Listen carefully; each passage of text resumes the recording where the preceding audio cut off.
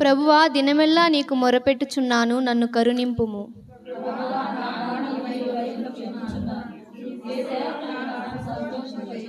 ప్రభువా, నీవు దయాళుడువు, క్షమించుటకు సిద్ధమైన మనసు గలవాడవు. నీకు మొరపెట్టు వారందరి ఎడల కృపాతిశయము గలవాడవు.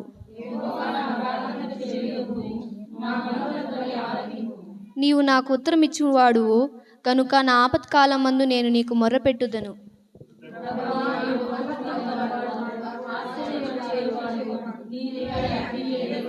ప్రభువా, దేవతలలో నీ వంటి వాడు లేడు, నీ కార్యములకు సాటి అయిన కార్యములు లేవు.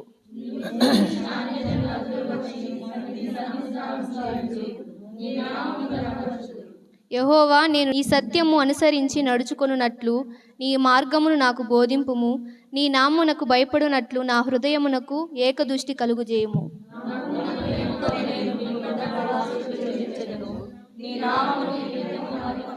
స్తోత్రం స్తోత్రం నాయనా, మా ప్రియ పరలోకడు మా తండ్రి, మీ ఘనమైన పాదములకు వందనాలు, స్తుతులు, స్తోత్రాలయ్యా.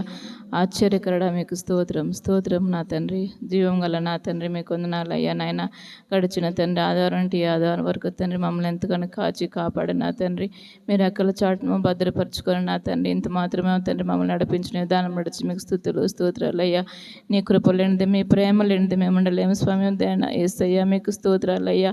తండ్రి నాయన మా ఇట్లా ప్రార్థన చేస్తున్నామంటే తండ్రి మేమందరం ఇంత మట్టుకున్నామంటే స్వామి నాయన నీ కృపే తండ్రి నాయన, మీరు లేనిదే మేము లేము ప్రభా. యేసయ్య తండ్రి మీకు స్తోత్రాలు లెక్కలేని వందనాలు అయ్యా. వేలాది వేల స్తుతులు స్తోత్రాలు అయ్యా నాయన తండ్రి. ఇంత నాయన తండ్రి ఈ రోజున తండ్రి నాయన నేను మేమందరము తండ్రి కూడిని స్తుతిస్తున్నాం, గణపరుస్తున్నాం తండ్రి. ఇంతవరకు నైనా పాటల ద్వారా మేము పొందారు నైనా వాక్యం చెప్తున్నా కానీ బిడ్డ స్వామి తండ్రి, బిడ్డ ద్వారా మాకు ఏ వాక్యాన్ని అందిస్తావో తండ్రి నాయన, ఆ వాక్యాన్ని మేము ఇన్ని తండ్రి మా హృదయాలను భద్రపరచుకున్నా తండ్రి నాయన. తండ్రి మీ భయం భక్తి కలిగి నేను ఈ యొక్క వాక్యాన్ని వినేదానికి కృప మాకు దయచేయండి స్వామి నాయన. దేవునికి మహిమ కలుగును గాక. ఇప్పుడు వచ్చిన దేవుని బిడ్డలైన మీ అందరికీ ప్రభువైన యేసుక్రీస్తు నామమున వందనాలు తెలియజేస్తుంటున్నా. దేవుని యొక్క శాశ్వతమైనటువంటి కృపను బట్టి, అనుదినము ఆయనకు నూతనంగా పుట్టు వాత్సల్యతను బట్టి దేవుడు మనలందరినీ కూడా సజీవ లెక్కలో ఉంచి ఈ రీతిగా దేవుని యొక్క సన్నిధి ప్రత్యక్షతను నడిపించడానికి, ఎంతవరకు ఆయనను స్తుతించి ఘనపరిచి మహింపరచడానికి దేవుడు మనందరిలో కూడా చూపించిన గొప్ప ఉన్నతమైన ప్రేమను బట్టి దేవుని నామాన్ని స్తుతిస్తూ ఉంటున్నాను. హల్లెలూయా హల్లెలూయా. ఈ ధన్యకరమైనటువంటి స్థితి చాలామందికి లేదు. అయితే దేవుడు మనల్ని ప్రేమించాడు కనుక మనం నిజంగా ఎంతో ధన్యులము. కాబట్టి మన జీవితాల్లో ఎన్నో ఇబ్బందులు, ఇరుకులు, కష్టాలు, శ్రమలు, శోధనలు, వ్యాధి బాధలు ఎన్ని వచ్చినప్పటికీ కూడా వాటన్నిటిలో నుండి కూడా దేవుడు మనలను తప్పిస్తూ ఇటువంటి చక్కని భాగ్యవంతమైనటువంటి జీవితాన్ని దేవుడు మనకు అనుగ్రహిస్తూ ఉన్నాడు. అందును బట్టి దేవుని నామాన్ని మరొకసారి రెండు చేతులెత్తి మనం గట్టి ఒకసారి దేవునికి స్తోత్రం చెప్దాం. హల్లెలూయా హల్లెలూయా హల్లెలూయా. పరిశుద్ధ గ్రంథము నుండి కీర్తనలు 126వ అధ్యాయంలో ఉన్నటువంటి 6 వచనాలు మనం ధ్యానం చేసుకోవడానికి పరిశుద్ధాత్మ దేవుడు మనకు సహాయం చేయనుగాక. కీర్తనలు 126 1-6 నుంచి, సియోనుకు తిరిగి వచ్చిన వారిని యెహోవా చెరలో నుండి రప్పించినప్పుడు మనము కల కనిన వారి వలె నుంటిమి. మన నోటి నిండా నవ్వు ఉండెను, మన నాలుక ఆనందగానముతో నిండి ఉండెను. అప్పుడు యెహోవా వీరి కొరకు గొప్ప కార్యములు చేసినని అన్యజనులు చెప్పుకొనిరి. యెహోవా మన కొరకు గొప్ప కార్యములు చేసి ఉన్నాడు, మనము సంతోషభరితులమైతిమి.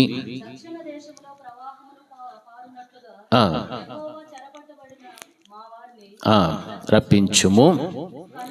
కన్నీళ్లు విడుచుచు విత్తువారు సంతోషగానముతో పంట కోసెదరు. పిడికెడు విత్తనములు చేత పట్టుకొని ఏడ్చుచూ పోవు విత్తువాడు సంతోషగానము చేయుచు పనలు మోసుకొని వచ్చును. హల్లెలూయా హల్లెలూయా. చదవబడినటువంటి ఈ యొక్క వాక్య భాగంలో మనం గమనిస్తుంటున్నప్పుడు ఇజ్రాయిలుల ప్రజలు చెరగా కొనుపోబడినటువంటి వారు ఆ చెరలో నుండి తిరిగి తన ప్రజలైనటువంటి ఇజ్రాయిలీలను దేవుడు ఆ యొక్క సియోనుకు వారిని తిరిగి రప్పించినప్పుడు ఇది సందర్భం. తిరిగి వారు విడిచిపెట్టినటువంటి చెదిరిపోయినటువంటి ఏ స్థలం నుండి చెదిరిపోయారో ఆ స్థలమునకు మరలా వారిని వెనుకకు రప్పించినటువంటి పరిస్థితులను గూర్చి మాట్లాడుతూ ఇక్కడ వ్రాయబడినటువంటి ఇప్పుడు మనం చదివినటువంటి ఈ వాక్య భాగం మన యొక్క జీవితంలో ఇజ్రాయిలును మనం గూర్చి ఆలోచన ఎన్నో పర్యాలు మనం చేస్తూ ఉన్నాం, ఎన్నోసార్లు మనము ధ్యానం చేసుకుంటూ ఉన్నాం. అయితే నా ప్రియమైనటువంటి దేవుని బిడ్డలారా, మనందరి యొక్క జీవితాలలో కూడా దేవుని యొక్క గొప్ప గొప్ప ఔన్నత్యమైనటువంటి కార్యాలు, అద్భుతమైనటువంటి ఆశ్చర్యకరమైన కార్యాలు మనం చూస్తూ ఉన్నాం. అయితే ఇజ్రాయేల్ ప్రజల గురించి మనం ఆలోచన చేస్తే వారు చెరగా కొనిపోవడానికి గల కారణం, వారు చెదిరిపోవడానికి గల కారణాలు ఏమిటి అని మనం గమనించాలి. ఏమి కారణాలు అంటే దేవుని పైన వారికి సనుగులు, దేవుని మాటలకు విధేయత చూపెట్టినటువంటి కారణం, దేవునికి లోబడినటువంటి కారణాన్ని బట్టి దేవుడే వారిని అప్పగించినట్టుగా ఆ యొక్క సరైనటువంటి దేవుని యొక్క మార్గంలో నడవలేక దేవునికి దూరస్తులుగా బ్రతుకుచు వారు దేవుని ఎంతగానో దుఃఖపెట్టినటువంటి కారణాన్ని బట్టి శత్రువులైనటువంటి వారి చేతుల్లో ఓడిపోవడానికి, పతనమైపోవడానికి, వారికి బానిసలుగా వెళ్ళిపోవడానికి ఇటువంటి కారణాలు దోహదం చేశాయి. అయితే నా ప్రియమైనటువంటి దేవుని బిడ్డలారా, ఈ ప్రజలు ఎవరు అని అంటే దేవుని ప్రజలు, దేవునికి ఇష్టమైనటువంటి వారు, నా జ్యేష్ఠ కుమారులని దేవుడు చెప్తున్నాడు. మరి అటువంటి ప్రజలను దేవుడు చూచి ఊరుకోడు. మనం కూడా మన బిడ్డల విషయంలో మనం దండిస్తాము, గద్దిస్తాము, వీలైతే బెత్తం వాడతాం. అయినా కానీ అంత మాత్రాన వారిని మనం విడిచిపెట్టేస్తామా? విడిచిపెట్టం కదా. అలాగే మన బిడ్డలను మనం ఏ విధంగా అయితే విడిచిపెట్టకుండా మన బిడ్డలను మనం కాపాడుకోవడానికి, వారిని మన యొక్క చెప్పు చేతుల్లో పెట్టుకోవడానికి, మన మాటను వినేటట్లుగా వారిని చేయటానికి ఏ విధంగా అయితే ప్రయత్నం చేస్తామో అదే రీతిగా దేవుడు కూడా తన ప్రజలైనటువంటి ఇజ్రాయేలీల పట్ల ఆయన శాశ్వతమైనటువంటి ప్రేమను చూపెట్టేటువంటి వారుగా మనకు అనిపిస్తూ ఉన్నారు. అందుకే సియోనుకు తిరిగి వచ్చిన వారిని యెహోవా చెరలో నుండి రప్పించినప్పుడు అని వాక్యం సెలవిస్తారు. దేవుడే వారిని చెరలో నుండి బయటికి తీసుకొచ్చారు. వారంతటా వారు రావటానికి అవకాశం లే, చెరగా కోల్పోబడ్డారు. ఈ వాక్యంలో మనం గమనిస్తుంటున్నప్పుడు నిజంగా దేవుడు ఎంత గొప్పవాడు, ఆయన శక్తి ఎంతటిది, ఆయన ప్రజలపైన ఆయన చూపించేటువంటి ప్రేమ ఎంత ఉన్నతమైనటువంటిదో మనం ఆలోచన చేయాల్సినటువంటి వారంగా ఉన్నాం. అందుకే ఆ సందర్భాన్ని ఎత్తు చూపెడుతూ ఆ ప్రజల యొక్క పరిస్థితులు ఎలా ఉన్నాయంటే, మనము కల కనిన వారి వలె నుంటిమి, మన నోటి నిండా నవ్వు ఉండెను, మన నాలుక ఆనందగానముతో నిండి ఉండెను. అప్పుడు యెహోవా వీరి కొరకు గొప్ప కార్యములు చేసినని అన్యజనులు చెప్పుకొనిరి. హల్లెలూయా. వారి యొక్క జీవితంలో, ఇజ్రాయేలీల ప్రజల జీవితంలో దేవుడు చేసినటువంటి గొప్ప కార్యం ఏమిటి అది అంటే, సియోనుకు తిరిగి రావటం, యెహోవా వారిని చెరలో నుండి రప్పించటం, వారు అనుభవించినటువంటి శ్రమలు, వారు పొందినటువంటి అవమానములు, నిందలు ఎన్ని ఉండినప్పటికీ కూడా వాటిలో నుండి దేవుడు తన ప్రజలైన ఇజ్రాయేలీలను ఏం చేశాడు అంటే, ఆ చెరలో నుండి వారిని రప్పించినప్పుడు వారికి కలిగినటువంటి అనుభూతి ఏ విధంగా ఉన్నది అని మనం గమనిస్తుంటే, వారు అంటున్నమాట, మనము కలకనిన వారి వలె నుంటిమి. కలకనిన వారి వలె.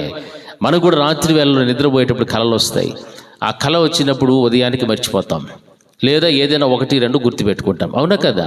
అంటే వారు అన్ని సంవత్సరములు వారు చెరగా కొనిపోబడినప్పటి దినములన్నిటిని కూడా గుర్చి వారు ఏం మాట్లాడుతున్నారంటే, మనం ఏమై ఉంటిమి అంటే కళ కనిన వారి వలె నుంటిమి. కళ అది కొంతసేపు వచ్చి మనకు కనిపించి, ఎలాగైతే ఉదయం మనలా మనం లేచి మన పనులు మనం చేసుకుంటామో ఆ విధంగా వారు అనుభవించిన శ్రమలన్నిటిలో నుండి కూడా, వారు అనుభవించినటువంటి ఆ చెరగా ఉన్నటువంటి స్థితిలో నుండి యెహోవా వారిని రప్పించినటువంటి పరిస్థితులను బట్టి వారు మాట్లాడుచున్నటువంటి మాట, మనము కల కనిన వారి వలె ఉంటిమి. అంటే మన జీవితంలో ఎంత శ్రమ అనుభవించినా మరలా మన దేవుడు మన మీద ఏం చూపెట్టాడంటే కనికరం చూపెట్టాడు, ఆయన కృపను చూపెట్టాడు, ఆయన శాశ్వతమైన ప్రేమను మన ఎడల చూపెట్టాడు. కాబట్టి అదంతా కూడా మన వెనకల మనం అనుభవించినదంతా కూడా ఒక కళలాగా, మనం కూడా అంటాం కదా, జరిగిందంతా ఒక కళలాగా మర్చిపోండి, ఒక పేడకళ అనుకోండి, లేకపోతే ఇంకోటి సంథింగ్ ఏదో చెప్తాం కదా.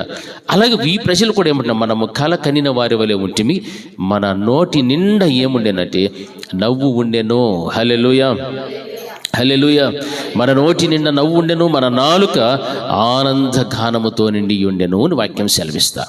ఈ రోజున దేవుని ప్రజలైనటువంటి మన జీవితాల్లో మన నోటి నిండా ఏముండాలా? నవ్వు ఉండాలి. మన నాలుక ఆనందగానముతో దేవుడిని ఏం చేస్తూ ఉండాలా? స్తుతించటంలో నిండి ఉండాలి. ఆనందగానముతో మన నోరు నిండి ఉండాలి. మన నోటి నిండా ఏం పెడతాడు దేవుడు? నవ్వును ఉంచేటువంటి వాడు. మనం అనుభవిస్తున్న ఈ శ్రమ, ఈ బాధ, ఈ కష్టము, ఈ శోధన ఏదైనప్పటికీ కూడా సరే, దేవుడు మనల్ని శాశ్వతంగా చేయి విడిచిపెట్టేవాడు మాత్రము కాదు. ఆయన ఎప్పుడు కూడా ఆయన మన చేతిని పట్టి నడిపించేటువంటి దేవుడు, మన చేయి పట్టి నడిపించుకుంటున్నటువంటి దేవుడు.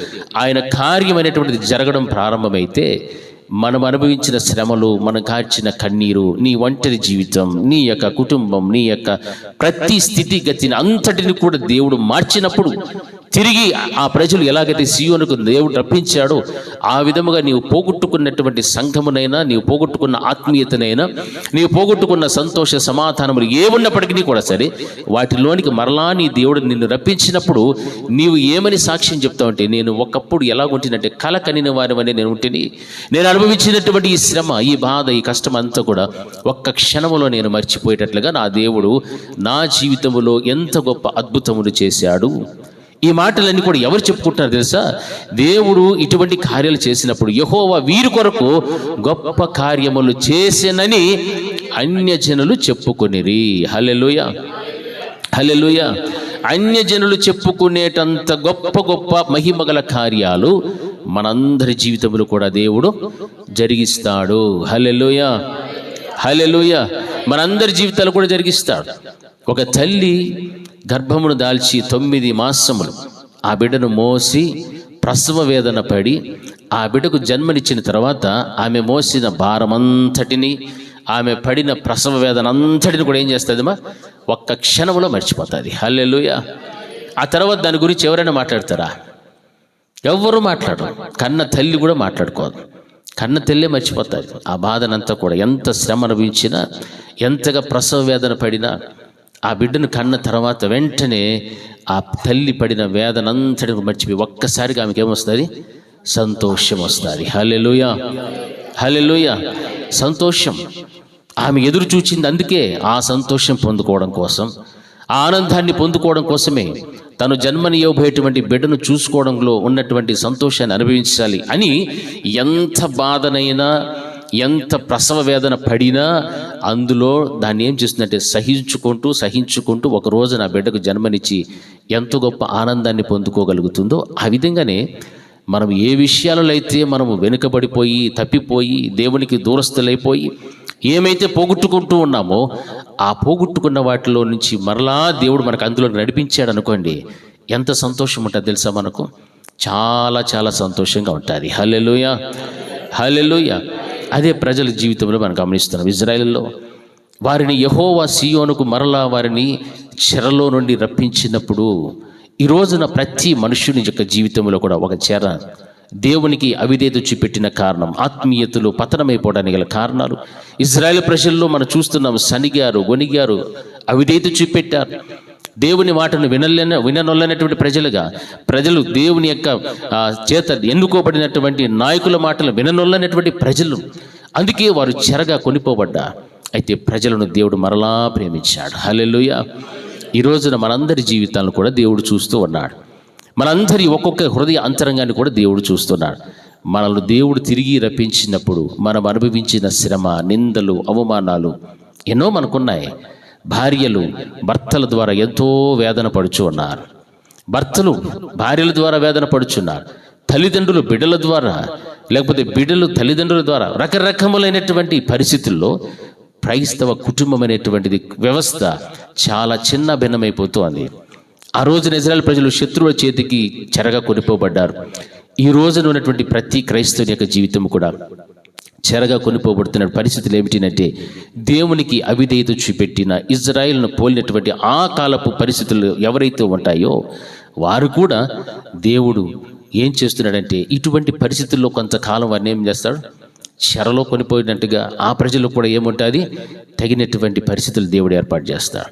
అయితే దేవుని పాదాల చెంత వారు మొరపెడితే, దేవుని కనుక వారు నిజంగా పశ్చాత్తాపడి ప్రార్థనలు చేస్తే, వారిని తిరిగి ఎలాగైతే సీయోనుకు రప్పించినప్పుడు వారు కన్నటువంటి కలల వలె మేముంటిమి, మా నోటి నిండా నవ్వు ఉండెను, ఆనందగానముతో మా నాలుకలు ఉండెను అనేటువంటి ఈ మాటలు చెబుతున్నప్పుడు వారి జీవితంలో దేవుడు చేసినటువంటి గొప్ప గొప్ప అద్భుత ఆశ్చర్యకరమైన కార్యములన్నిటినీ కూడా అన్యజనులు వీరిని బట్టి వీరి కొరకు ఎవడు చేశాడు ఈ కార్యమునంటే యెహోవా వీరి కొరకు అద్భుతమైన కార్యాలను చేసెను. హల్లెలూయా.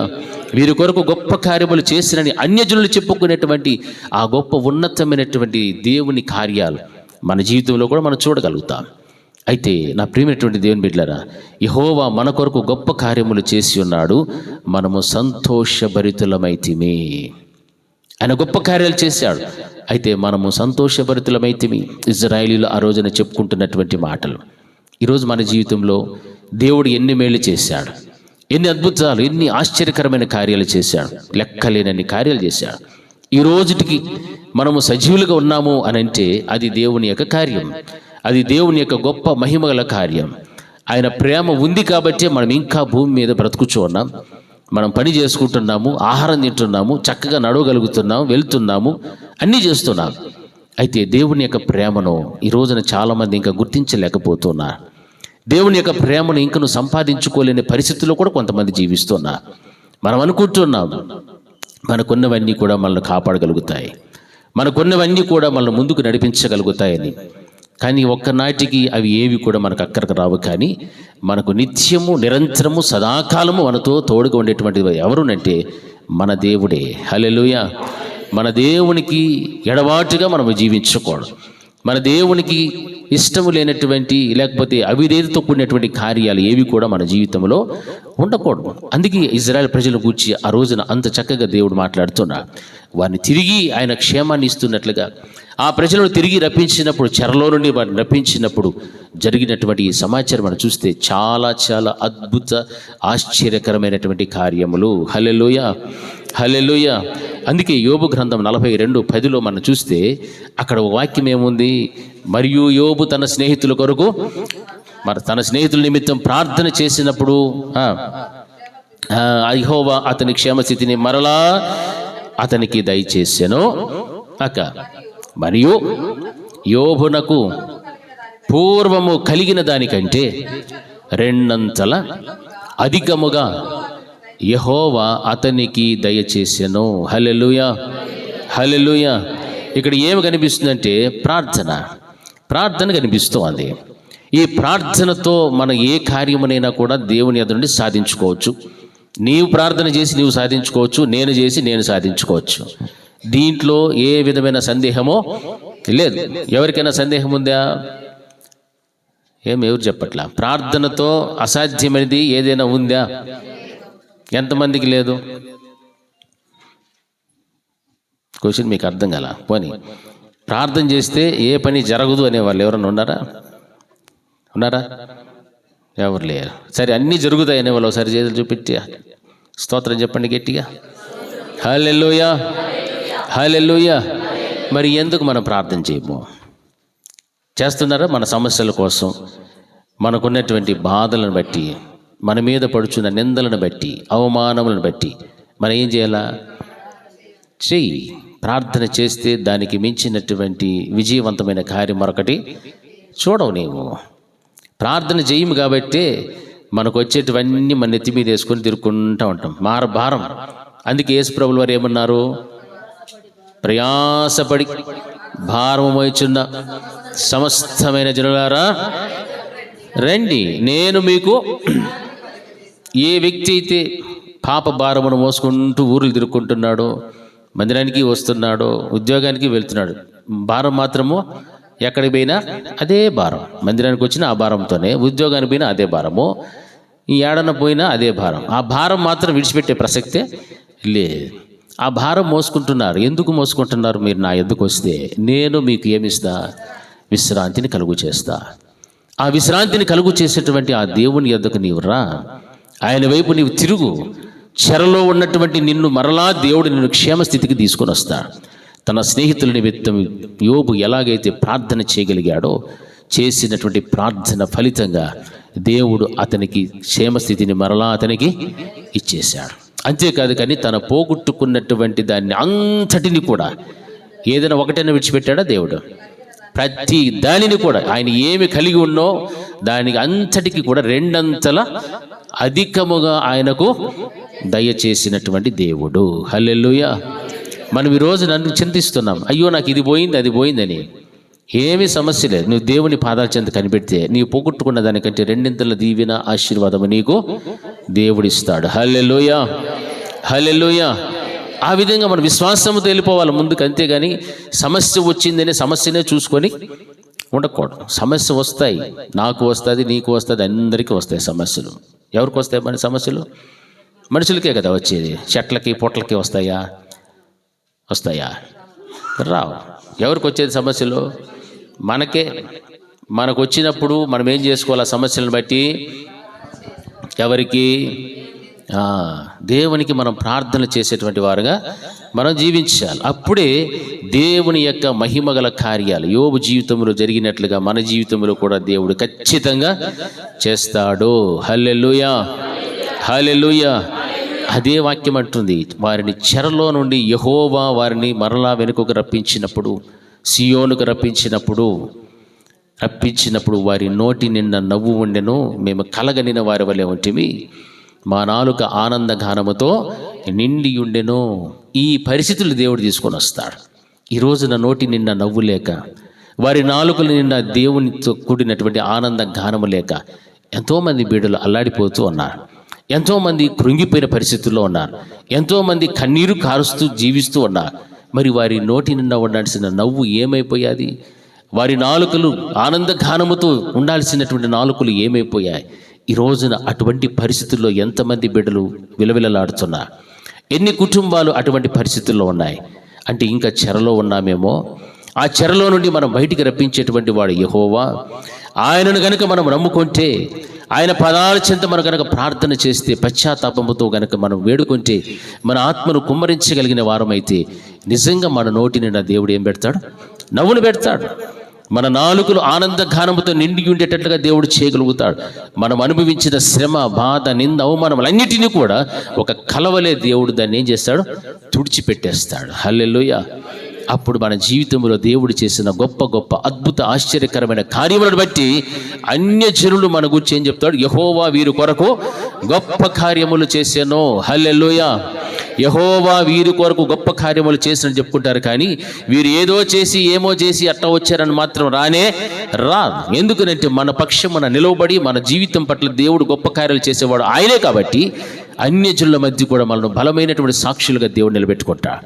అటువంటి ఉన్నతమైన కార్యాలు దేవుడు చేస్తాడు. మనము చూడగలుగుతాం, మనం చూస్తాం. అయితే విశ్వాసముతో దేవుని యొద్దకు మరలా మనం తిరిగేటువంటి బిడ్డలుగా ఉండాలి. మన దృష్టి ఆయన వైపు చూపెట్టేటువంటి వారుగా ఉండాలి. కానీ మనము చెరగా వెళ్ళినటువంటి పరిస్థితుల్లో అక్కడే ఉండిపోకూడదు. హల్లెలూయా, హల్లెలూయా. అవన్నీ కూడా కలగనిన వారి వలె ఉంటిని. మన నోటి నిండా దేవుడు ఏం పెడతాడమ్మా? నవ్వు. మన నాలుక ఆనందగానముతో నిండి ఉంటుంది. అప్పుడు అన్యజనులు మన గురించి చెప్పే సాక్ష్యం, యెహోవా వీరి కొరకు గొప్ప గొప్ప కార్యములు చేసెను. హల్లెలూయా, హల్లెలూయా, హల్లెలూయా. అదే 5వ వచనంలో ఏముంది? కన్నీళ్లు విడుచుచు విత్తువారు సంతోషగానముతో పంట కోసెదరు. హల్లెలూయా, హల్లెలూయా. ఏం విడుస్తున్నారు వీళ్ళు? కన్నీరు విడుస్తున్నారు. అంటే దేవుని యొద్ద కన్నీరు విడవటం అనేటువంటిది చాలా విలువైనటువంటిది. కన్నీళ్లు చాలా విలువైనవి. ఆ విలువైనటువంటి కన్నీరు ఎక్కడ పడితే అక్కడ విడిచిపెట్టకూడదు. యాడ విడిచిపెట్టాలా? ఆయన బుడ్డిలో చేర్చాలి. హల్లెలూయా, హల్లెలూయా. మన కష్టం వస్తే ఎవరు చెప్పుకొని ఏడ్చుకుంటామో? మనుషుల దగ్గర పరిగెత్తాం. లేకపోతే తల్లి బిడ్డకు చెప్పుకోవడమో, బిడ్డ అమ్మకో నాయనకో చెప్పుకొని ఏడవడమో, లేకపోతే అన్నదమ్ములో అక్క చెల్లెల్లో ఏదో మనం ఏం చేస్తాము? ఎవరు దొరికితే వాళ్ళకి మనం ఏం చేసుకుంటాము? మన కష్టాన్ని అంతా కూడా చెప్పుకుంటాం. మన కష్టాన్ని చెప్పుకొని ఏడ్చుకునేటువంటి రోజులు లేకపోలేదు. అందరూ కూడా ఏడ్చుకునేటువంటి వాళ్ళు. అయితే ఆ విలువైనటువంటి కన్నీళ్ళు ఏం చేయాలంటే దేవుని బుడ్డిలో చేరేటట్లుగా చేసుకోవాలి. హల్లెలూయా. ఆయన దగ్గర ఒక బుడ్డి ఉంది కదా, ఆ బుడ్డిలో మన కన్నీళ్ళు చూడాలా. మన కన్నీరు కార్చిన కన్నీళ్ళంతా కూడా ఎక్కడ కనపడాలా? ఆయన కవిలలో, ఆయన చేతున్న బుడ్డిలో కనిపించాలి. అప్పుడు నిజంగా మనం కార్చే ప్రతి కన్నీటి బాష్ప బిందువును కూడా ఆయన తుడిచివేసి మనకు కావలసినటువంటిది ఏందో మనకి ఏది అవసరమై ఉన్నదో వాటిని దేవుడు తప్పనిసరిగా మనందరి జీవితాలకి కూడా ఇస్తాడు. హల్లెలూయా, హల్లెలూయా. అందుకే వాక్యం ఏమంటుందంటే, కన్నీళ్లు విడుచుచు విత్తువారు సంతోషగానముతో పంట కోసెదరు అని వాక్యం సెలవిస్తోంది.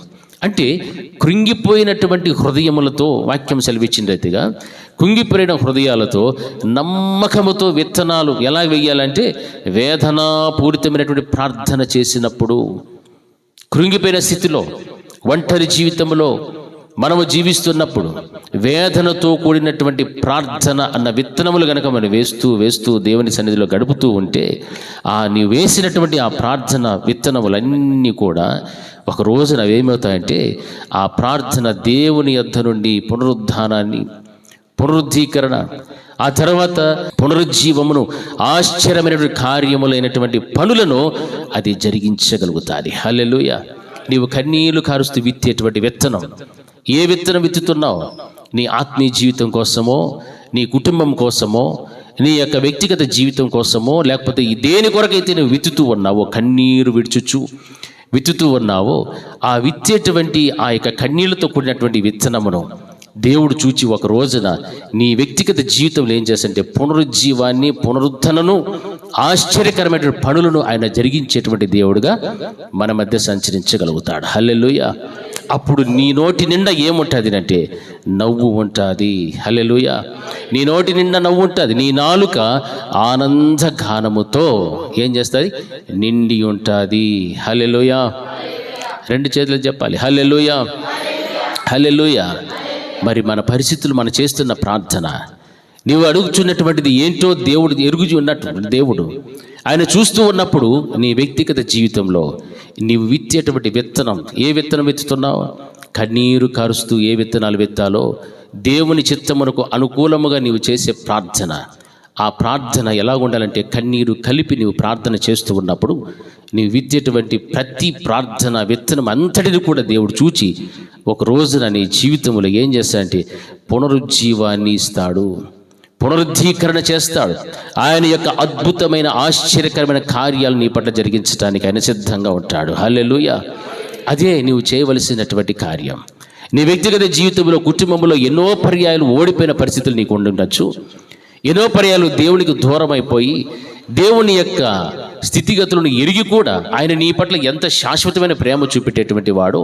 ఇజ్రాయేలు ప్రజలు ఆయన చూపించినటువంటి ప్రేమ ఎటువంటిది అంటే, ఆయన చెరగా కొనిపోయినటువంటి తన ప్రజలను సియోనుకు తిరిగి రప్పించుకున్నాడు. ఈ రోజున మన జీవితాల్లో కూడా మనం ఏ చెరలో అయితే మనము బందీగా ఉన్నామో, ఏ చెరలో అయితే కట్ల చేత కట్టబడి ఉన్నామో, ఆ కట్లలో నుండి దేవుడు మనల్ని ఏం చేస్తాడంటే బయటికి మరలా రప్పిస్తాడు. మన నోటి నిండా నవ్వును వచ్చేటువంటి దేవుడు, మన నాలుక ఆనంద గానముతో నిండి ఉండేటువంటి పరిస్థితులు దేవుడు తీసుకొచ్చి అన్యజనులు మనల్ని గూర్చి గొప్ప సాక్ష్యము చెప్పేటువంటి విధంగా యెహోవా మన కొరకు గొప్ప కార్యములు చేసెను అని చెప్పుకునేటువంటి ఉన్నతమైనటువంటి స్థాయిలో, ఆ ఉన్నతమైన సాక్ష్యపు జీవితాన్ని ప్రతి ఒక్కొక్కరికి కూడా దేవుడు అనుగ్రహించగలుగుతాడు. వాక్యం అదే సెలవిస్తోంది. నీవు మోకాళ్ళుని ప్రార్థన చేసినప్పుడు, నీ వ్యక్తిగత సమస్యల కోసం, నీ యొక్క కుటుంబంలో పరిస్థితుల కోసం నీవు కన్నీళ్లు విడుచుచు విత్తువారు సంతోషగానముతో పంట కోస్తారని వాక్యం సెలవిస్తా. నువ్వు చేసే ప్రార్థన కన్నీరు విడుస్తూ నీవు ప్రార్థన చేయగలిగినట్లు వ్యక్తివి అయితే, ఒక రోజున సంతోషముతో నువ్వేం కోసుకుంటావమ్మా? పంటను కోయగలుగుతావు. నీ ప్రార్థనలో కన్నీరు లేదు, నీవు కన్నీరు విడుస్తూ నీ విత్తనములు విత్తడం లేదు అని అంటే, ఒక రోజున పంట కాలం వస్తుంది, కోతకాలం వస్తుంది. ఆ కోతకాలములో నీవు సంతోషముతో పంటను కోసేటువంటి అవకాశము నీకు రాదు. ఈ రోజున నీవు గనక ప్రార్థన చేస్తే, నీ కోసమైనా, నీ కుటుంబం కోసమైనా, నీ బిడ్డల కోసమైనా, నువ్వు ఏ విషయమును బట్టి నువ్వు కన్నీళ్లు కారుస్తూ విత్తుతూ ఉన్న ప్రార్థన ఏదైతే ఉన్నదో, ఒక రోజున కోతకాలం అనేటువంటిది ఒకటి వస్తుంది. ఆ కోత కాలమున నీవు సంతోషగానముతో నువ్వేం చేసుకుంటావు? పంటను కోసేటువంటి స్థితిని దేవుడు నీకు ఇవ్వగలుగుతాడు. హల్లెలూయా, హల్లెలూయా. అందుకే ప్రార్థన అనేటువంటిది చాలా చాలా ప్రాముఖ్యమైనటువంటిది. ఒక వ్యక్తిలో ప్రార్థన ఉన్నది అంటే ఆ వ్యక్తి ఊపిరితో ఉన్నాడు అని అర్థం. ప్రార్థన ఊపిరితో సమానం. ఎవరి జీవితంలో అయితే ప్రార్థన లేదో ఆ వ్యక్తి శారీరకంగా బ్రతికే ఉంటాడు, కానీ ఆత్మీయంగా ఏమై ఉన్నట్లు అంతే. హల్లెలూయా. ఆత్మీయ స్థితిలో మనం బ్రతికి ఉండాలి. భక్తుడు అంటాడు కదా, నేనైతే నా దేవుని మందిరములో పచ్చని ఒలివ చెట్టు వల్లే నేను ఉంటానని చెప్పాడు. పచ్చని ఒలివ చెట్టునంటే అందులో జీవం ఉన్నది, దానికి ప్రాణం ఉన్నది. ఆ జీవము కలిగినటువంటి ఒలివ చెట్టును దానికి పోల్చుకుంటున్నాడు దావీదు మహారాజునంటే. ఈ రోజున మన కుటుంబాలలో, మన వ్యక్తిగత విశ్వాస జీవితంలో మనం ఏ విధంగా బ్రతకాలి, ఏ విధంగా మనము జీవిస్తూ ఉన్నాం? కన్నీళ్లు విడుచుచు విత్తువాడు సంతోషగానముతో ఎలాగైతే పంట కోస్తాడో ఆ విధముగా ఈ రోజున నీవు కార్చే ప్రతి కన్నీటి బాష్ప బిందువు, ఆ కన్నీటితో కలిసి నువ్వు చేసేటువంటి ప్రార్థన ఎలాగుంటుంది అని అంటే, కోతకాలం అనేటువంటి ఒకటి వచ్చినప్పుడు ఆ కోతకాల సమయంలో సంతోషముతో నీవు పంటను కోసేటువంటి స్థితిని దేవుడు నీకు, నీ కుటుంబానికి, సంఘమునంతటికీ కూడా అనుగ్రహించగలుగుతాడు. హల్లెలూయా, హల్లెలూయా, హల్లెలూయా. నీవు చేసే ప్రార్థన కృంగిపోయిన స్థితిలోంచి నువ్వు చేయి ప్రార్థన, పడిపోయిన స్థితిలో నుంచి నువ్వు ప్రార్థన చేయి. ఆ హృదయంతో నువ్వు చేసే ప్రార్థన నమ్మకముతో, కన్నీరు కారుస్తూ విత్తనములు చల్లేటువంటి ఆ వేదన పూరితమైన ప్రార్థన నువ్వు చేస్తున్నప్పుడు నీ కుటుంబంలో, నీ వ్యక్తిగత జీవితంలో దేవుడు గొప్ప గొప్ప మహిమగల కార్యాలను ఆయన జరిగించగలుగుతాడు. హల్లెలూయా. రెండు చేతులు చెప్పండి హల్లెలూయా. నా ప్రియమైనటువంటి దేవుని బిడ్డలారా, ఆ విధంగా మన జీవితాల్లో దేవుని యొక్క ప్రేమను మనం పొందుకునేటువంటి వారంగా మనం ఉండాలి. దేవుని యొక్క ప్రేమ అనేటువంటిది లేకపోతే, ఆయన కనికరము వాత్సల్యత అనేటువంటిది మన పట్ల కనుక లేకపోతే మనం ఏమీ కూడా చేయలేం. అందుకే వాక్యం సెలవిస్తాడు, నాలో ఎవడైతే అంటి పెట్టుకొని ఉంటాడో వాడు బహుగా ఫలిస్తాడు, నాకు వేరుగా ఉండి మీరు ఏమీ కూడా చేయలేరని వాక్యం బోధిస్తారు. ఇజ్రాయేల్ ప్రజలు కూడా అంతే. వారు దేవునితో అంటి పెట్టుకున్నంత కాలమే వారికి కావలసిన సమృద్ధి, వారికి కావలసిన ఆహారం అన్నీ కూడా దేవుడు అనుగ్రహిస్తూ వచ్చాడు. ఎప్పుడైతే దేవుని పైన వారు సనిగారో, దేవుని విసుక్కున్నారో, అవిధేయత చూపెట్టారో, లోబడిన తలం ఉన్నదో దానికి తగినటువంటి ప్రతిఫలాన్ని వారు అనుభవించారు. అందుకే క్రైస్తవ సమాజంలో ఉన్నటువంటి ప్రతి విశ్వాసి కూడా, ప్రతి కుటుంబము కూడా ఏ విధంగా ఉండాలంటే, దేవుడు చేసేటువంటి ప్రతి అద్భుత ఆశ్చర్య కార్యమునకు వారందరూ కూడా పాత్రలు ఉన్నట్లుగా వారి జీవితములు దేవునికి మహిమకరంగా జీవించేటువంటి విధంగా జీవించాలి. హల్లెలూయా. అది క్రైస్తవునికి ఉండాల్సినటువంటి వ్యక్తిత్వం. వారి యొక్క విశ్వాసం ఆ విధంగా బలపరుచుకుంటూ ముందుకు వెళ్ళాలి. వారి విశ్వాసంలో ఏ విధము చేతనైనా వెనుకకు పడిపోకూడదు, కానీ అవిశ్వాసంలోకి వెళ్ళకూడదు. వాక్యం ఏమైతే బోధిస్తుందో, మనము కలకడిన వారి వలె ఉంటిమి. మనం అనుభవించినటువంటి శ్రమలు, బాధలు ఎన్ని వచ్చినా దేవుడు నా పట్ల చేసిన గొప్ప కార్యమును బట్టి ఈరోజు నా నోటి నిండా నవ్వుంది, నా నాలుక ఆనందగానముతో నిండి ఉన్నది. అన్యజనులందరూ కూడా అప్పుడు ఏం చెప్తున్నారంటే, యెహోవా వీరి కొరకు గొప్ప కార్యములు చేసినని అన్యజనులు చెప్పుకొనిరి అని వాక్యం బోధిస్తోంది. నా ప్రియమైనటువంటి దేవుని బిడ్డలారా, ఇది మనకు కావలసినటువంటి సాక్ష్యం. దేవుని ఎదురుని మనం పొందుకోవాల్సిన అద్భుత ఆశ్చర్యమైనటువంటి కార్యాలు ఈ రీతిగా మన జీవితంలో మనం అనుభవించేటువంటి వారంగా మనం ఉండాలి. అదే చూడండి, మత్తయి సువార్త 5వ అధ్యాయం 4వ వచనంలో ఒక మాట ఏం రాయబడిందంటే, దుఃఖపడువారు ధన్యులు, వారు ఓదార్చబడుదురు. ఈ విత్తనం దుఃఖముతో ఉన్నటువంటి వారు చేసే ప్రార్థన, కన్నీళ్లు విడుచుచూ చేసేటువంటి ప్రార్థనలు, ఒక రోజున వారికి ఏమిస్తాడు దేవుడు? ఓదార్పునిస్తాడు. దుఃఖపడు వారు ధన్యులు, వారు ఓదార్చబడుదురు. దుఃఖం వచ్చిందని మనం ఇంకా కురిగిపోకూడదు. అయ్యో నాకే ఎందుకు ఈ దుఃఖము, నాకే ఎందుకు ఈ బాధ, నాకే ఎందుకు ఈ శ్రమ అని మనం ఎప్పటికీ కూడా ఆలోచన చేయకూడదు. మనం ఏమై ఉన్నామో దేవునికి తెలుసు. వాక్యం అదే అంటుంది, ధన్యతలో కొండ మీద ఆయన చెబుతున్న ధన్యతల్లో దుఃఖపడు వారు ధన్యులు, వారు ఓదార్చబడుదురు. హల్లెలూయా. గట్టిగా చెప్తాం హల్లెలూయా, హల్లెలూయా. ఈ రోజున నీ కుటుంబ పరిస్థితి దుఃఖముతో నిండి ఉంటే, నీ వ్యక్తిగత జీవిత పరిస్థితి దుఃఖముతో గనక నిండి ఉంటే, దేవుడు నిన్ను ఏం చేస్తాడు? ఓదార్చగలుగుతాడు. హల్లెలూయా. నిన్ను ఓదారుస్తాడు దేవుడు. నిన్ను ఓదార్చలేడు అని మాత్రం అనుమానముతో నీవు ఉండద్దు. ఎప్పటికైనా కూడా నీవు చేసేటువంటి కన్నీళ్లు విడుచుచు, నీవు చేసేటువంటి ప్రార్థన, కన్నీళ్లు విడుచుచు విత్తేటువంటి నీ ప్రార్థన ప్రతి దానిని బట్టి కూడా ఒక రోజున నీకు దేవుడు ఏమిస్తాడంటే ఓదార్పును దేవుడు ఇస్తాడు. హల్లెలూయా, హల్లెలూయా. ఆ విశ్వాసం ఉన్న వాళ్ళందరూ కూడా ఒకసారి చెప్పండి గట్టిగా హల్లెలూయా. ఆ విశ్వాసంతోనే మనం ప్రార్థించాలి. ఆ విశ్వాసము మన జీవితంలో బలంగా నాటుకొని ఉండాలి. ఈరోజు నువ్వు దుఃఖం అనుభవిస్తున్నావు, రేపు మరలా సంతోషం వస్తాయి. ఈరోజు శుక్రవారం వచ్చిందంటే ఆదివారం ఖచ్చితంగా ఉంది అని అర్థం. హల్లెలూయా, హల్లెలూయా. శుక్రవారంతో ఆగిపోతుందా? ఆగదు. మరలా ఏమొస్తుంది? ఆదివారం వస్తాయి. శుక్రవారం ఆదివారం ఎందుకు చెప్పాను చెప్పండి? శుక్రవారం ఏ రోజు? అది యేసుక్రీస్తు ప్రభుల వారి సిలువ వేయబడిన రోజు. అంటే అది శ్రమకు సూచన. నీవు శ్రమ అనుభవిస్తే మరలా నీకు పునరుద్ధానమైనటువంటి దేవుడు ఖచ్చితంగా ఇస్తాడు. హల్లెలూయా, హల్లెలూయా. ఏమి శ్రమలు, ఏమి బాధలు, ఏమి కష్టము అని అక్కడే ఆగిపోయేటువంటి పరిస్థితి అయితే లేదు. కానీ మరలా ఒక రోజున వాటన్నిటిని కూడా జయించి దేవుడు ఎలాగైతే మరణపు ముళ్ళుని విరిచి సజీవుడిగా లేచి పునరుద్ధారుడైనటువంటి పరిస్థితులు వచ్చాయో, ఆ పరిస్థితులను బట్టి దేవుడు ఒక రోజున మరలా మన జీవితంలో గొప్ప గొప్ప గొప్ప అద్భుత ఆశ్చర్యకరమైన కార్యములను చేయగలుగుతాడు. హల్లెలూయా, హల్లెలూయా, హల్లెలూయా. నా ప్రియమైనటువంటి దేవుని బిడ్డలారా, ఆ రీతిగా మన జీవితంలో మనం ఎన్ని అనుభవించినా, వ్యక్తిగతంగా మనలో కృంగదీసేటువంటివి ఎన్ని ఉండినా, శారీరకంగా మానసికంగా ఎన్ని ఉండినప్పటికీ కూడా ఒక్కసారి దేవుడు మనపై కనికరిని చూపెడితే, ఆయన కరుణ చూపెట్టగలిగినట్లయితే మన నోటి నిండుకు ఏమొచ్చేస్తుంది? నవ్వు. మన నాలుక ఆనందగానముతో నిండి ఉంటుంది. అన్యజనుల మధ్య నిన్ను దేవుడు గొప్పగా నిలబెడతాడు. దేవుడు నేను గొప్పగా బలముగా వాడుకుంటాడు. నా జీవితంలో నా దేవుడు చేసిన గొప్ప అద్భుత కార్యము, నా దేవుడు నా పట్ల చేసిన ఆశ్చర్యకరమైనటువంటి కార్యం ఇది అని నీవు 10 మందికి సాక్షిగా నిలబెడతావు. హల్లెలూయా. ఆ విధంగా ఈ రోజున ఎంతమంది మన జీవితాల్లో కృంగిపోయినటువంటి పరిస్థితులు, కుటుంబ పరిస్థితులు సరిలేక, లేకపోతే ఆర్థిక పరిస్థితులు సరిలేక, రకరకమైనటువంటి ఎన్నో బాధలు, ఎన్నో ఇబ్బందుల్లో ఉన్నటువంటి బిడ్డలు ఈ విధమైన పరిస్థితుల్లో లేకపోలే. అయితే ప్రభులు వారు కనికరమైనటువంటిది, అది తరతరములు నిలిచినటువంటిది. ఆయనను ప్రేమించు వారిని 1000 తరముల వరకు ఆయన కనికరం వారి మీద నిలిచి ఉంటారు. 1000 తరాలు ఆయన కనికరం నిలిచి ఉంటారు. మనం చూస్తే ఒక 2 తరాలు, 3 తరాలు, లేకపోతే 4 తరాలు చూస్తామేమో. అవునా కదా? ఎన్ని తరాలు చూస్తాం మనము? 3, 4 చూస్తాం అంతే. కానీ దేవుని కనికరం ఎన్ని తరాలు ఉంటుంది? దేనిని బట్టి వస్తుంది? అది ఆయనను ప్రేమిస్తే. హల్లెలూయా, హల్లెలూయా. ఎవరిని ప్రేమిస్తే? మనము దేవుణ్ణి ప్రేమిస్తే 1000 తరముల వరకు ఆయన కనికరము నిలుస్తుంది అని వాక్యం బోధిస్తారు. 1000 తరాలు. ఎంత మంచి మాట చూడండి. ఈరోజు మనకు ఉన్నటువంటి పరిస్థితులు, స్థితిగతులు ఇవన్నీ ఎవరు కల్పిస్తున్నారు?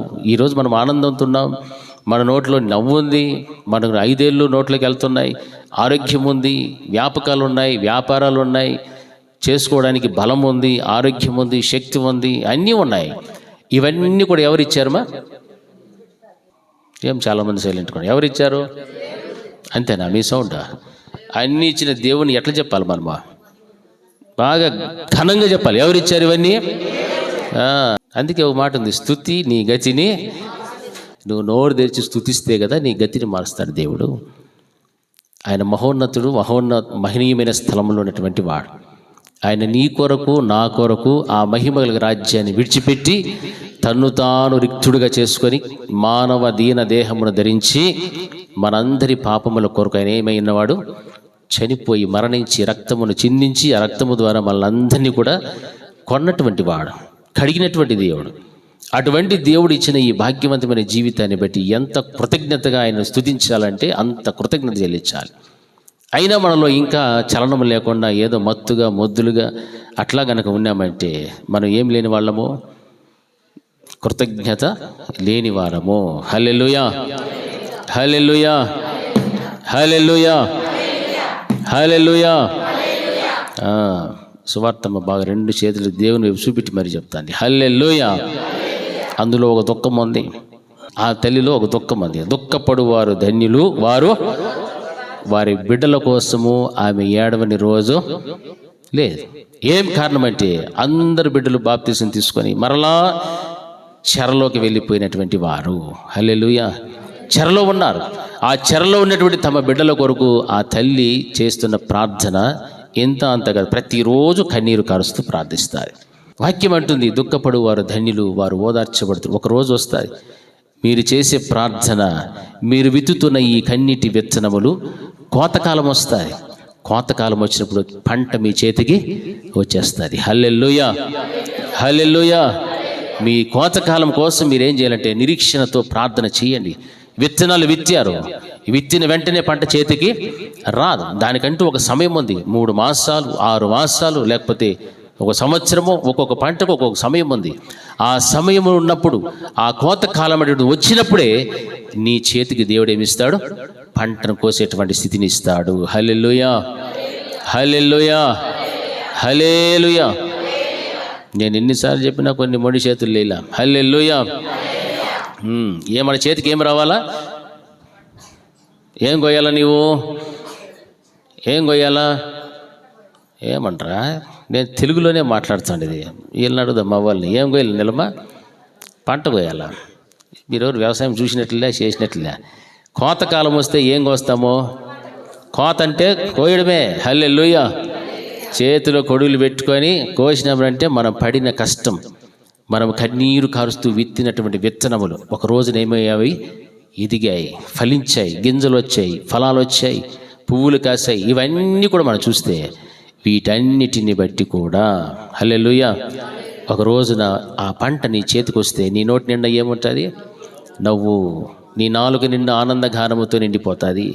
అంటే నువ్వు ప్రార్థన చేస్తే, ఒక విషయాన్ని బట్టి నువ్వు ప్రార్థన చేస్తే ఆ ప్రార్థన ఫలితమునకు కొంత సమయము అవసరము, కొంత సమయం కావాలి.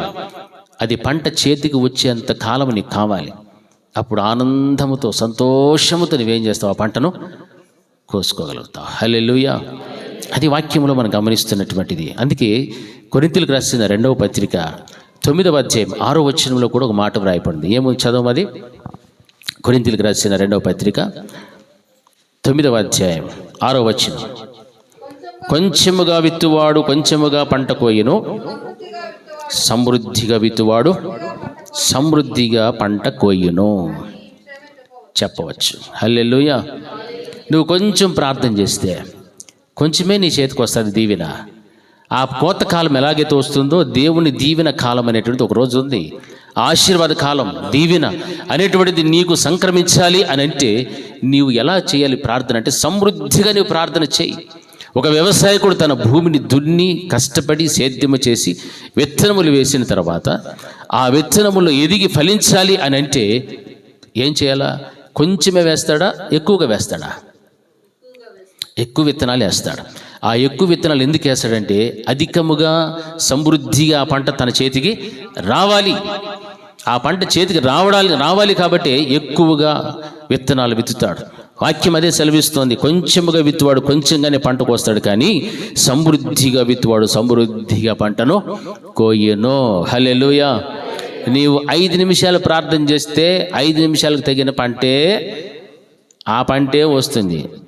గంట సేపు నువ్వు చేస్తే గంటకు తగిన ప్రతిఫలమే నీకు వస్తుంది. హల్లెలూయా. కన్నీరు కారుస్తూ విత్తితే అదేముంటుంది? సంతోషముతో నీ పంటను కోస్తావు. హల్లెలూయా. కన్నీరు విడుచుచు విత్తుతూ పోవాడు సంతోషముతో సంతోష గానముతో పంట కోసెదరు. ఈ రోజున నీ ప్రార్థన జీవితంలో కన్నీళ్లు విడుచుచు నీ విత్తే ప్రార్థన ఒక రోజున సంతోష గానం నాలుకలతో నిండి ఉంటుంది. నీ నోటి నిండా నవ్వుని పెడతాడు. నీ జీవితంలో వ్యక్తిగతంగా నీవు కన్నీటి ప్రార్థన చేయకపోతే నీవు సమృద్ధి అయినటువంటి పంట నీవు కోయలేవు. హల్లెలూయా. ఎంతమందికి సమృద్ధిగా పంట కావాలని ఆశ ఉంది అని అంటే అందరము చేతులెత్తాం. ఎంతమందికి సమృద్ధిగా దీవెనలు రావాలి? ఇప్పుడు చేతులెత్తండి. సమృద్ధిగా నాకు దీవెన రావాలి. హల్లెలూయా. అప్పుడు మీరేం చేయాలా? అది సమృద్ధిగా. ఇప్పుడు చెప్పండి రా, ఎంతమంది ఎంతసేపు చేస్తుంటారు ప్రార్థన? హల్లెలూయా. దాన్ని బట్టి మీకు ఎంత రిజల్ట్, ఎంత ప్రతిఫలమో, ఎంత పంట కోసుకొని ఎన్ని మూటలు లోపల వేసుకున్నారో మీకే వదిలేస్తా. హల్లెలూయా, హల్లెలూయా. మన కొట్లలో ఏముండాలా? ధాన్యం ఉండాలి. మన ప్రార్థన విత్తనాలు కన్నీరు కార్చుచు విత్తనములు విత్తితే దానికి ప్రతిఫలము సమృద్ధి అయిన ఆశీర్వాదం, దీవెన ఏడుంటుంది? మన ఇంట్లో, మన కొట్లలో, మన వ్యక్తిగత జీవితంలో, మన ఉద్యోగంలో, మన వ్యాపారంలో, మన చదువుల్లో, మన అన్నిట్లో కూడా ఆ సమృద్ధి అయిన దీవెన కనిపిస్తూ ఉంటుంది. హల్లెలూయా. మరి ఆ విధమైనటువంటి సమృద్ధి అయిన దీవెన నీవు కోరుకుంటున్నావు అని అంటే ప్రార్థన కూడా నీవు సమృద్ధిగా చెయ్యాలి. సమృద్ధిగా ప్రార్థన చేయి, మనస్ఫూర్తిగా చేయి, మనసారా చేయి, హృదయపూర్వకంగా నీవు ప్రార్థన చేయి. నీ జీవితంలో ఎందుకు దీవెన రాదు, ఎందుకు ఆశీర్వాదం రాదు, ఎందుకు సమృద్ధి అయినటువంటి కృపను నువ్వు పొందుకోలేవు? అన్నిటినీ పొందుకుంటావు. ఆ సమృద్ధి అయిన ప్రార్థన జీవితము లేదు కాబట్టే ఎంతోమంది ఇంకా దేవుని యొక్క కృపను పొందుకోలేక, సమృద్ధి అయిన ఆశీర్వాదంలోనికి రాలేక అలాగే ఆగిపోయారు. హల్లెలూయా. అయితే ఈ రోజున కన్నీరు కారుస్తూ విత్తేటువంటి విత్తనములు ఒక రోజున ఖచ్చితంగా దానికి ప్రతిఫలము దేవుడు ఇస్తాడు. హల్లెలూయా. ఒక్కటి కూడా వ్యర్థమయ్యేటువంటిది కానీ ఉండదు. దానికి నువ్వు అడిగే ప్రతిదీ కూడా దేవుడు ఒక రోజున ఖచ్చితంగా నీకు అనుగ్రహిస్తాడు. హల్లెలూయా. గట్టి చెప్పండి హల్లెలూయా. ఆ విశ్వాసముతో మీరు ప్రార్థన చేయండి, కన్నీరు విత్తుతూ మీరు ప్రార్థన చేయండి. ఎందుకు ప్రతిఫలం రా?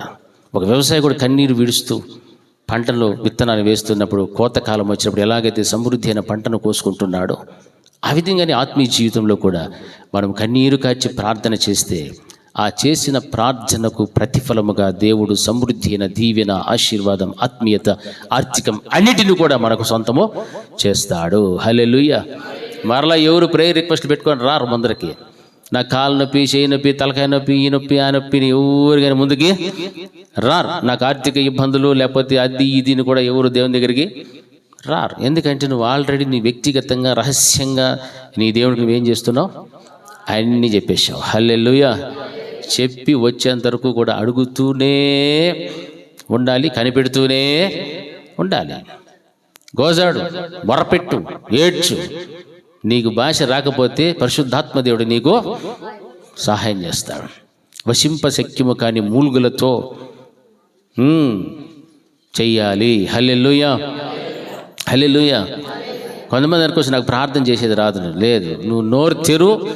నీ నోటికి ఎలాగ నువ్వు ప్రార్థన చెయ్యాలో పరిశుద్ధాత్మ దేవుడే నీకు సహాయం చేస్తాడు. హల్లెలూయా. ఇది సత్యం, నేను చెప్పేది సత్యమైన మాట. ప్రార్థన రాదు నీ సిగ్గుపడాల్సిన అవసరం లేదు. ప్రార్థన రాదు నీ చేయకుండా ఉండాల్సిన అవసరం లేదు. నీవు ప్రార్థన చేసేది ఎవరికి? సజీవుడైనటువంటి దేవునికి. నీ ప్రార్థనకు కూడా ప్రాణం ఉంది. ఆ ప్రాణమున్న ప్రార్థన సజీవుడైన దేవుని దగ్గరికి వెళ్ళేటట్టుగా నువ్వు ప్రార్థన చేయి. మనుషులకు నువ్వు చెప్పే మాట రీచ్ అవుతున్నాయి, కానీ దేవునికి రీచ్ అవ్వడంలే. ఆ దేవునికి రీచ్ అవ్వాలంటే నువ్వు ఎలా ప్రార్థన చేయాలో ఆ రీతిగా నువ్వు ప్రార్థన చేయాలి. హల్లెలూయా. హల్లెలూయా. ఆ విధంగా మన యొక్క భక్తి జీవితాన్ని ముందు కొనసాగించుకుంటూ వెళ్ళాలి. అప్పుడే దేవుని యొక్క వాక్యం సెలవిచ్చిన రీతిగా ఎప్పుడైతే మనం శ్రద్ధతో దేవుని ప్రార్థన చేస్తూ ఉంటున్నామో అది రాబోయేటువంటి భవిష్యత్తు కాలంలో సమృద్ధి అయినటువంటి దీవెన, ఆశీర్వాదాన్ని దేవుడు మనకు అనుగ్రహిస్తాడు. కాబట్టి మనము ఎలాంటి బాధలను అనుభవిస్తున్నప్పటికీ కూడా దేవుని యొక్క దీవెనలు అనేటువంటి మహా కోతకాలం ఉంటుందని తెలుసుకో. దేవుని యొక్క దీవెనలు ఉన్నాయి అన్న మహా కోతకాలం ఉంది. ఆ కోతకాలములో నీకు రావాల్సిన దీవెనలు, ఆశీర్వాదాలు నీకు, నీ ఇంటికి దేవుడు సమృద్ధిగా అనుగ్రహిస్తాడు. అయితే నువ్వు చేయాల్సినటువంటిది కన్నీరు కారుస్తూ విత్తనములు విత్తడం నేర్చుకోవాలి. హల్లెలూయా. ఊరికి అట్ట కూర్చునేసి విత్తనాలు ఆడేసి వెళ్ళిపోతే ఇక కాకులో, గద్దలో, ఎలకలో, త్రోవ ప్రక్కనో, ముళ్ళ చెట్లలోనో ఏడాడో పడిపోతాయి. హల్లెలూయా. నువ్వు విత్తుతున్న ఒక విత్తనం అంటే అది చాలా విలువైనటువంటిది. ఆ విలువైన విత్తనం ఒక రోజున ఎదగాలి, ఫలించాలి. ఆ ఫలించిన తర్వాత మహా కోతకాలం వస్తుంది. ఆ మహా కోతకాలం అన్న దీవెనను నీవు పొందుకుంటే నీ నోటి నిండా దేవుడు ఏం పెడతాడు? నవ్వును పెడతాడు. హల్లెలూయా. నీ నాలుక ఆనందగానముతో నిండి ఉంటాయి. అప్పుడు దేవుడు మన కొరకు ఏ కార్యాలు చేశాడు? గొప్ప కార్యములు చేసినని అన్యజనులందరూ కూడా చెప్పుకొందురు అని వాక్యం సెలవిస్తారు. ఇర్మియా గ్రంథం 31:9 కనుక మనం చూస్తే, వారు ఏడ్చుచూ వచ్చెదరు, వారు నన్ను ప్రార్థించుచూ ఉండగా నేను వారిని నడిపించును. వారు తొట్టిల్లకుండా చక్కగా పో బాటను, నీళ్ల కాలువల యొద్ద వారిని నడిపించును. ఇజ్రాయేలునకు నేను తండ్రిని కానా? ఎఫ్రాయిము నా జ్యేష్ఠ కుమారుడు కాడా? ఈ మాటలు మనం గమనిస్తున్నప్పుడు మన తండ్రి ఆయనే. ఎఫ్రాయిము నా కుమారుడు కాడా అని చెప్తున్నాడు. ఆయన అంటున్న మాట, వారు ఏడ్చుచూ వస్తారు, వారు నన్ను ప్రార్థించుచూ ఉండగా నేను వారిని నడిపించుదును. హల్లెలూయా. వారు నన్ను ప్రార్థించేస్తుండగా ఆయనకి ఎవరైతే మొరపెడుతూ ఉంటారో వారిని దేవుడు ఏం చేస్తూ ఉంటాడమ్మా? నడిపిస్తూ నడిపిస్తూ నడిపిస్తూ వెళ్తాడు. హల్లెలూయా. వాడిని నడిపిస్తాడు. వారు తొట్టిల్లకుండా చక్కగా పో బాటను నీళ్ల కాలువల యొద్ద వారిని నడిపిస్తాను అని చెప్పాడు. నీరు, దేవుని యొక్క వాక్యం, ఆ నీళ్ల కాలువల యొద్ద వారిని ఏం చేస్తా అంటే నడిపించుకుంటూ నేను వెళ్తాను. ఎప్పుడునంటే ఆయన ఎదుట ఏడ్చుచూ విత్తనములు విత్తుతూ ఎవరైతే ఉన్నారో, ఆయనకి ఎవరైతే ప్రార్థన చేస్తూ ఉన్నారో, ప్రార్థన చేయుచూ ఉండగా వారిని ఆ రీతిగా నడిపిస్తాడు అని వాక్యం బోధిస్తోంది. నేను వారిని నడిపిస్తా, వారిని తొట్టిల్లకుండా నేను ఏం చేసుకుంటాను? చక్కగా పో బాటను నీళ్ల కాలువల యొద్ద వారిని నడిపిస్తాను అని చెప్పాడు. నీళ్ల కాలువలు, దాహం వేసినప్పుడల్లా దాహం తీర్చుకోవచ్చు. దేవుని వాక్యం నీటితో సమానం. ఈ నీళ్లు వాక్యానికి సాదృశ్యమైనప్పుడు వాక్యమునకు దగ్గరగా నేను వారిని నడిపిస్తూ వస్తా. వాక్యం అంటే ఈ వాక్యమే ఆ వ్యక్తిని ఆదరిస్తుంది, ఈ వాక్యము ఆ వ్యక్తిని బ్రతికిస్తుంది, ఈ వాక్యమే ఆ వ్యక్తిని రక్షణలోకి నడిపిస్తుంది. ఆయన్ని కూడా నీకు ఏది అవసరమో ఆ అవసరమైన ప్రతిదీ కూడా ఆయన వాక్యము ద్వారా నిన్ను నడిపించుకుంటూ వెళ్తాడు. ఎప్పుడు? వారు ఏడ్చుచూ ఆయనకు వారు ప్రార్థన చేయుచూ ఉండగా, వారు ప్రార్థన చేయుచుండగా. మన జీవితంలో మన ప్రార్థనలు ఏముండాలంటే కన్నీటి ప్రార్థన. ఆ కన్నీరు కారుస్తూ నువ్వు ప్రార్థన చేయి. నీ బిడ్డల కోసం చేయి, నీ భర్త కోసం, నీ భార్య కోసం, నీ తల్లిదండ్రుల కోసం, అందరి కోసం ఎవరైతే రక్షణలో లేరో వారి కోసం నువ్వు చేయి. నీ రక్త సంబంధికుల కోసం చేయి. ఎవరి కోసమైతే నువ్వు చేస్తున్నావో అందరి విషయములను బట్టి కూడా నువ్వు ఏడ్చుచూ దేవుని ఎదుగుకు వస్తున్నావు. నిన్ను ఆయన అద్భుత రీతిగా నడిపిస్తా. నీటి కాలువల యొద్ద తొట్టిల్లకుండా చక్కగా నిన్ను నడిపించుకుంటూ వెళ్ళిపోతాడు. హల్లెలూయా. అప్పుడు అపవాదిన సాతానుడు, దుష్టుడైనటువంటి వాడు, నిన్ను ముట్టడానికి వానికి ఏమాత్రం అధికారము దేవుడు ఇవ్వడు. అప్పుడు నీ ఆత్మీయ జీవితం ఎలా ఉంటుంది? ఉన్నతమైన స్థితిలో ఉంటుంది. హల్లెలూయా, హల్లెలూయా, హల్లెలూయా, హల్లెలూయా. ఆ స్థితి ప్రతి విశ్వాసికి కూడా అవసరం. ప్రతి విశ్వాసికి కావాలి. నీటి కాలువల యొద్ద నడిపించుకుంటూ వెళ్ళే అనుభవములో మేము ఉండాలి. ఎప్పుడుంటావు? ఏడ్చుచూ ఆయనకు నీవు ప్రార్థన చేయుచూ ఉన్నప్పుడు మాత్రమే. అంటే నీవు ఆయన వైపు తిరిగినావు, నీ దృష్టి ఆయన వైపు పెట్టావు, నీ హృదయాన్ని ఆయన వైపుకి ఎత్తావు కాబట్టి నీ హృదయంలో నుండి పగిలి నీ కళ్ళలో నుండి కన్నీరు కారుస్తూ విత్తుతూ ఉన్నావు ప్రార్థన ద్వారా. ఆ ప్రార్థన కనుక నీవు చేస్తే ఖచ్చితంగా నీ నోటి నిండా దేవుడు ఏం పెడతాడు? నవ్వునే పెడతాడు. హల్లెలూయా. నీ నాలుక ఆనందగానములతో నిండిపోతుంది. దేవుడు గొప్ప కార్యములు చేయగలుగుతాడు. హల్లెలూయా, హల్లెలూయా. ఆ కృప దేవుడు అందరికీ అనుగ్రహించును గాక. ప్రార్థన చేసుకుందాం. ఇశ్రాయేలీయుల ప్రజలు సియోనుకు తిరిగి వచ్చినటువంటి వారిని ఉద్దేశిస్తూ దేవుడు మాట్లాడిన మాటలు, వారు ఎలాంటి పరిస్థితులు అనుభవించినప్పటికీ కూడా వారు కల కనిన వారి వల్లే ఉన్నట్టుగాను, వారి నోటి నిండా నవ్వు ఉన్నట్టుగా, వారి నాలుకలు ఆనంద గానముతో నిండి ఉన్నట్లుగా పరిశుద్ధ గ్రంథంలో మనం చూస్తూ ఉన్నాం. అప్పుడు యెహోవా వీరి కొరకు గొప్ప కార్యములు చేసినని అన్యజనులు చెప్పుకొనిరి అనేటువంటి మాటలు మనం గమనిస్తుంటున్నాం. నా ప్రియమైనటువంటి దేవుని బిడ్డలారా, ఈ రోజున నీ యొక్క కుటుంబ పరిస్థితి ఎలాగుంది? నీ వ్యక్తిగత ఆధ్యాత్మికమైన జీవిత పరిస్థితి ఎలాగుంది? చెరలో నీవు ఉన్నావేమో.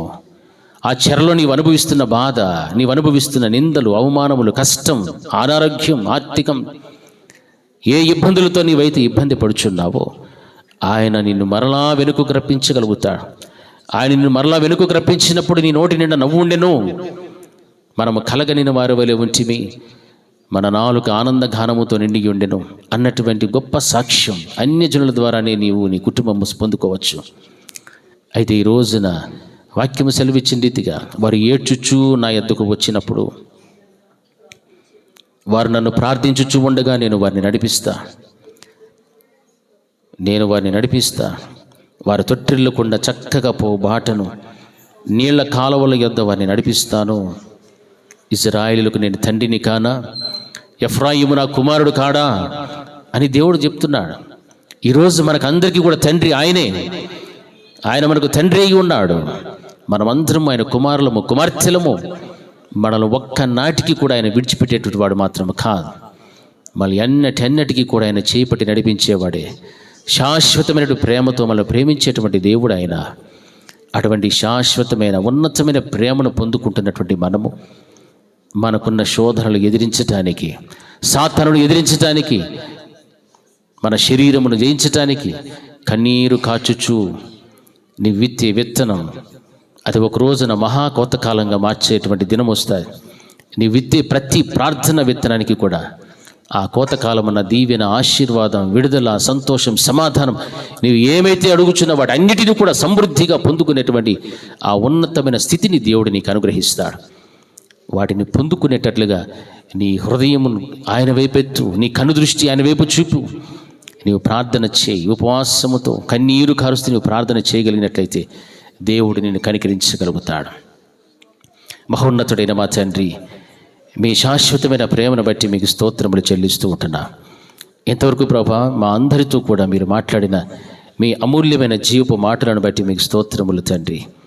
ప్రభా, కన్నీరు కారుస్తూ విత్తే విత్తనానికి ఒక రోజున ఏ విధంగా అయితే ప్రతిఫలం వస్తుందో, పంట చేతికి వస్తుందో, ఈ రోజున మీ యొక్క సన్నిధిలో కూర్చున్నటువంటి మేము కన్నీరు కార్చుచు విత్తుచు మా ప్రార్థనలన్నిటిని కూడా ప్రభా మీ సన్నిధానంలో పెడితే ఒక రోజున మహాదీవెన, ఆశీర్వాదం అన్నటువంటి కోతకాలం వస్తాయి. మేమేమైతే పోగొట్టుకున్నామో, ఏ సంతోషం, ఏ సమాధానం, ఏ ప్రేమనైతే పోగొట్టుకోగలిగామో వాటన్నిటిని కూడా మరలా మేము సంపాదించుకోగలుగుతామన్నటువంటి మీ సత్యమును మాకు బోధించా. అందును బట్టి మీకు వందనాలు, స్తోత్రములు చెల్లిస్తూ ఉంటున్నా. నీ కృపలో మమ్మల్ని జ్ఞాపకం చేసుకునండి నాయన. మమ్మల్ని జ్ఞాపకం చేసుకొని ప్రతి కుటుంబం ప్రతి వ్యక్తి కూడా మీ వైపు తిరుగునట్లుగా తమ దృష్టిని, తమ హృదయములను మీ వైపు ఎత్తిన తండ్రి ప్రభ ప్రార్థించి మొరపెట్టేటువంటి బిడలుగా ఉండినట్లు మీరు సహాయం చేయండి. మీ నిత్య కృప, ప్రసన్నత బిడ్డలందరి కుటుంబముల మీద కూడా మీరు స్థిరపరిచి మీరు మహిమ, ఘనత, ప్రభావములు పొందుకునమని నజరేయుడైన యేసుక్రీస్తు ప్రశస్త నామమున అడిగి పొందియున్నాము తండ్రి, ఆమేన్. నా ప్రాణమా యెహోవాను సన్నతించుము, నా అంతరంగమునందున్న సమస్తమైన పరిశుద్ధ నామమును సన్నతించుము. నా ప్రాణమా యెహోవాను సన్నతించుము, ఆయన చేసిన ఉపకారములలో దేనిని మరవకము. ఆమేన్. మన తండ్రి అయిన దేవుని ప్రేమయు, ఆయన కుమారుడైన యేసుక్రీస్తు యొక్క కృపయు, పరిశుద్ధాత్మ దేవుని యొక్క అన్యోన్య సహవాసం ఇప్పుడు ఎల్లప్పుడూ నిత్యం నిరంతరం సదాకాలం ఆయన కృప, సమాధానం మనకు, మన కుటుంబములకు దేవుని కాపుదల, భద్రత తోడి ఉండి నడిపించునుగాక. ఆమేన్, ఆమేన్. అందరికీ వందనాలు.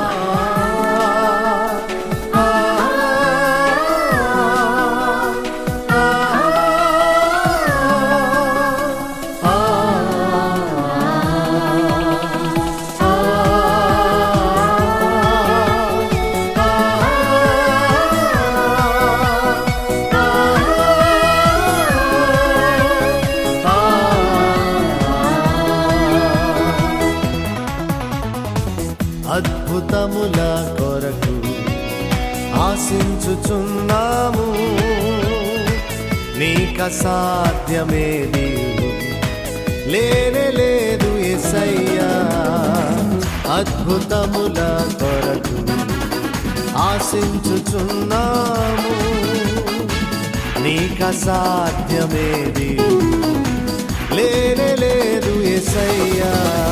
యెహోవా ఈరే, యెహోవా షలోమ్, యెహోవా నిస్సి, యెహోవా రాఫా, యెహోవా ఈరే, యెహోవా షలోమ్, యెహోవా నిస్సి, యెహోవా రాఫా.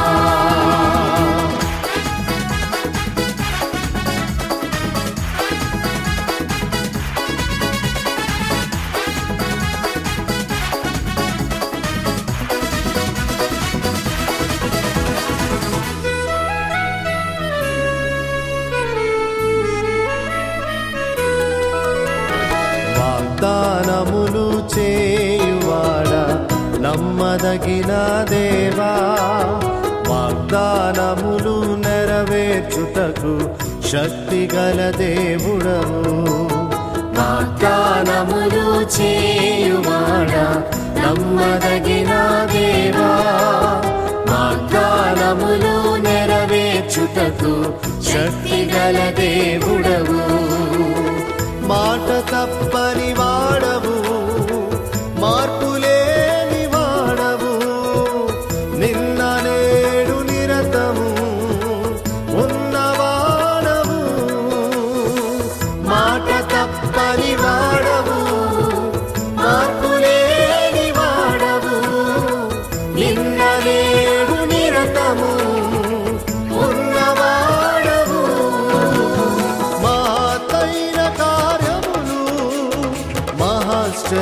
కార్యములు, మహత్తైన కార్యములు, మహాశ్చర్య కార్యములు, అద్భుతములు చేయుము యెహోవా ఈరే, యెహోవా షాలోమ్, యెహోవా నిస్సీ, యెహోవా